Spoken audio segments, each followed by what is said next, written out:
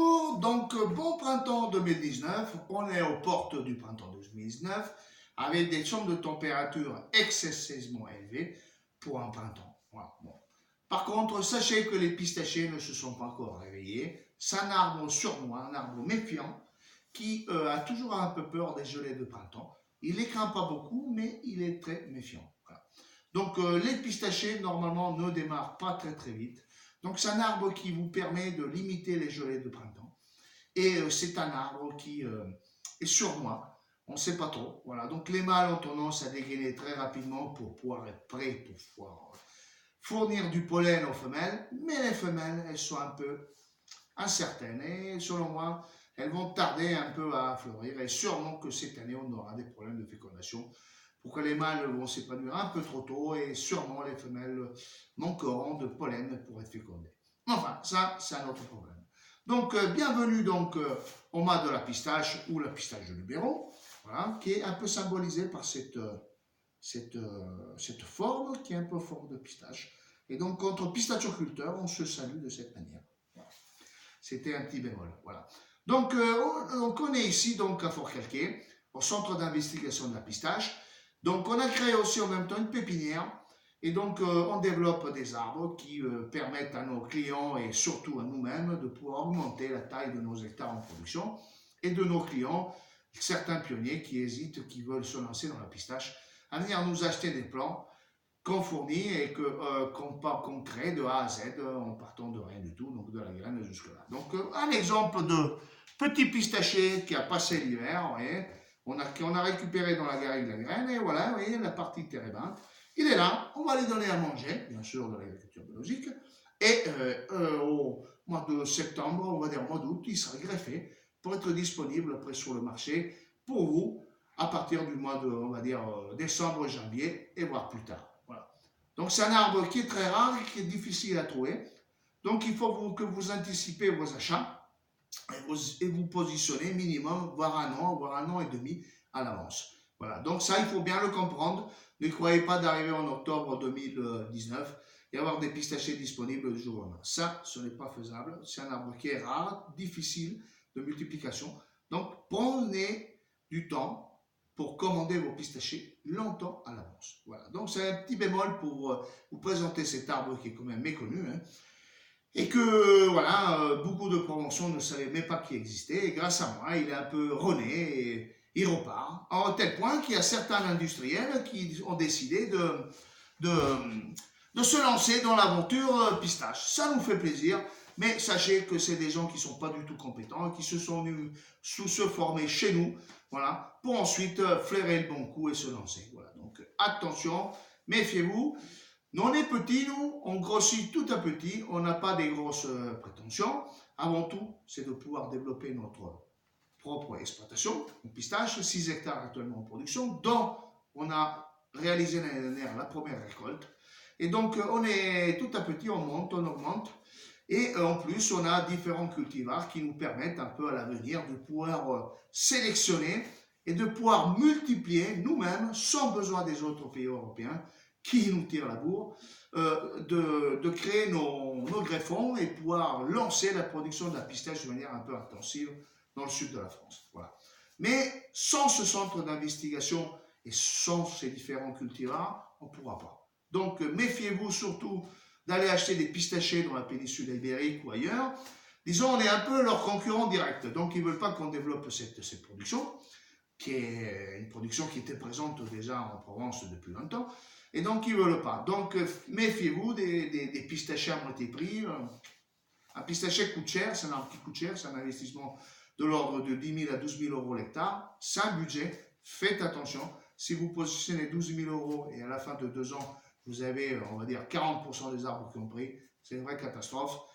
Pour le greffage, c'est super compliqué. Donc, laissez tomber. Achetez plutôt des pistachés démarrés, gros, dans des pots de 10 kg.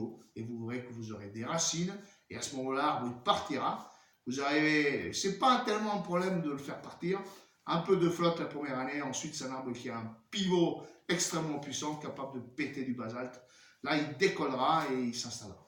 On a eu, nous, sur notre plantation, on a eu vraiment un taux de réussite de l'ordre de 80-90%. Voilà.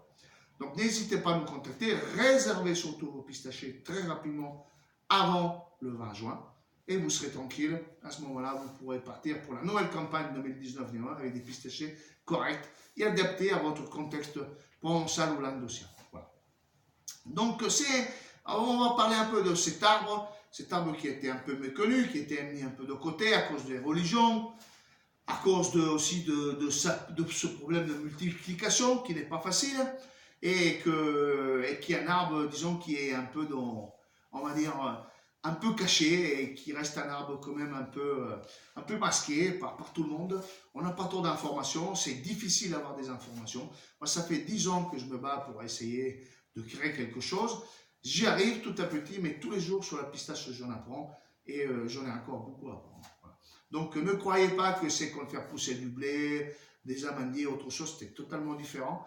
Il y a certains trucs qui se ressemblent, mais ça n'a rien à voir. Voilà. Donc, une taille loupée ou une mauvaise taille, ça peut vous bloquer l'arbre pendant 4-5 ans et vous perdez une ou deux productions. Donc, faites très attention.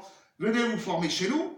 Hein. En même temps, nous, on est en train de mettre en place ce centre d'investigation pour permettre aux nouvelles générations qui veulent se lancer dans la pistache d'avoir une bonne base et de pouvoir démarrer. Ensuite, les techniques vont sûrement évoluer, mais d'avoir une base sur la pistache, cet arbre qui était toujours présent en Provence, que même les plus gros peintres, Cézanne, l'ont peint en Provence et qu'on a mis de côté, oublié, à cause un peu de problèmes religieux. Voilà.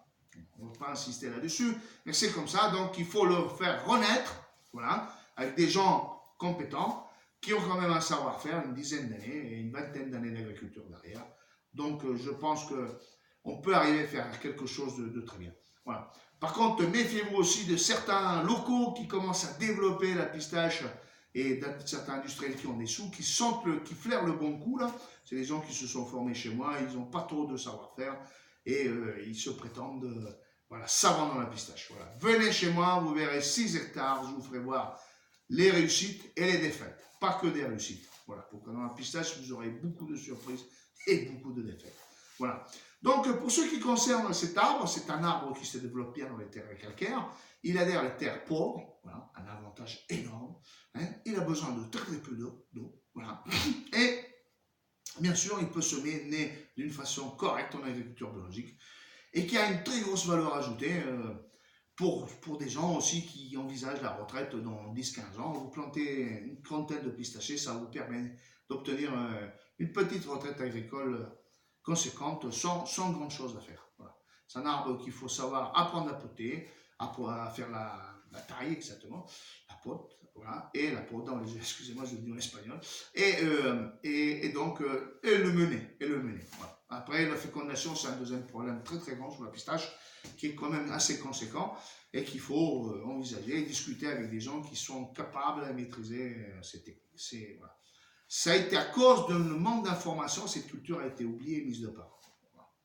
Donc ici, on essaie d'englober tout le monde, chaque agriculteur avec son expérience, même si petite, d'1 ou 2 ans sur la pistache, apporte toujours un complément qui permet aux autres d'avancer et de développer cette magnifique culture qui s'implante très très bien et qui se développera pas pour le futur. Sachez qu'en Europe, on a besoin autour de 200 000 hectares de consommation de pistaches et on n'en a que 20 000 en production. Donc on a un marché colossal qui peut exploser et que nous-mêmes, il faut qu'on arrive à fournir nous-mêmes des pistaches locales françaises.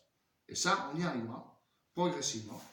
Et ça ne sera pas du jour au lendemain, mais à horizon 20 ans, on pourra avoir déjà quelques hectares en production, on va dire 200 hectares en production, qui vont permettre le développement de cette culture qui est géniale, économique, très rentable, avec des débouchés énormes. Sachez que les 200 000 hectares de consommation, c'est pour les pays qui connaissaient la pistache. Voilà. Donc autour d'une dizaine de pays dans l'Europe qui connaissaient la pistache. Vous prenez un Tchécoslovaque, un Slovaque, un Bélorusse, un Croate, ils connaissaient rarement et très peu la pistache, c'était pendant leur culture. Maintenant, ils la goûtent, ils l'adorent et ils la consomment. Donc, il y aura un marché qui va sûrement exploser. Et en plus, les préparations culinaires De plus en plus, on utilise ce fruit sec, qui est génial, qui a des vertus, on va dire, énormes. Voilà, fait partie des fruits à coque, donc qui réduit le cholestérol, et qui est surtout bon pour les hommes à passer la cinquantaine. Pourquoi c'est un bon vasodilatateur et c'est un produit qui est aphrodisiaque. Voilà, donc madame, retenez ça et faites consommer des pistaches. 60 grammes de pistaches par jour à votre homme et il sera super performant. Voilà. Donc ça c'est le petit bémol. Pour ce qui concerne la culture, une fois qu'on l'a planté, qu'on a installé cet arbre, il faut lui donner à manger, à boire, hein, à manger bien sûr avec du fumier de mouton, quelque chose de basique local, sans se casser la tête. C'est un arbre qui a besoin de très très peu d'éléments nutritifs pour se développer et surtout de l'eau. Bien sûr, si vous lui apportez de l'eau, il se développe 2 fois plus vite, il aura des ramifications beaucoup plus grandes et il pourra vous fournir des bourgeons qui seront très conséquents. Et sur ces bourgeons, on aura une partie végétative, une partie florale et une partie ligneuse, les 3 phases de la pistache, qui permettront à l'arbre de se développer d'une manière impressionnante. Voilà. L'eau est le plus gros critère de limitation de la pistache. Mais on peut aussi produire en sec.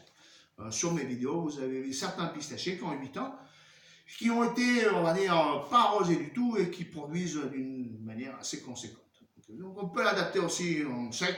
Bon, c'est plus long, mais au bout de 10 ans, il produit kiff bourricot comme une culture en sec, comme une culture en irrigué, bien sûr. Bon, pas totalement, mais l'écart est moindre. Voilà. L'arbre, s'il s'implante bien, après, il arrive à combler tout ça. Et si on veut faire des pistaches de qualité, on a des variétés qui sont très adaptées au contexte provençal et languedocien. C'est des qualités de pistaches énormes. C'est des qualités vertes, vraiment très très vertes, qui pourraient remplacer la pistache noire iranienne sur certaines préparations culinaires françaises d'haut de gamme. Voilà. On n'a pas besoin, quand vous mangez une pistache d'Iran verte, il a la fameuse grana, elle n'a pas de goût. Elle n'a pas de goût, elle sent rien du tout. Voilà. C'est simplement pour de la déco. Alors, moi je dis, nous je pense qu'on va arriver, l'année dernière, elles étaient assez vertes, c'était des variétés Aznek. Les variétés à pâtisserie sont encore de plus en plus vertes et on arrivera à faire une pistache verte, vraiment très verte, mais avec une qualité organoleptique géniale. Selon moi, on y arrivera pour qu'on est situé sous le 45e parallèle et on est un peu en borderline de la production de la pistache. Et ceci permettra d'avoir une pistache de très haute qualité, comme un peu dans les vins en borderline.